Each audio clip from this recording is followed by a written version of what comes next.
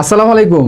যারা গ্যাস্ট্রিক কোষ্ঠকাঠিন্যের সমস্যা নিয়ে দীর্ঘদিন যাবৎ ভুগতেছেন, তাদের হাতে এরকম একটা অ্যালোভেরা প্লাস যদি থাকে, তাহলে এটা আপনার একজন ডাক্তার হিসেবে কাজ করবে।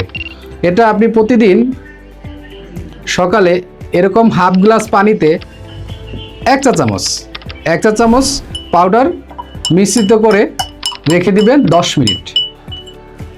10 মিনিট পরে এটা আপনি খেয়ে নেবেন। যেমন এই যে আমি নিয়ে নিছি, নেড়ে নিলাম, পুরো মিশ্রণটা পানিতে দ্রবীভূত হলো,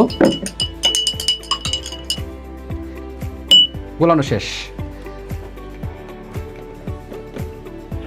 এভাবে 10 মিনিট রেখে দিবেন। রেখে দেওয়ার পরে আপনি পানিটা খেয়ে নেবেন।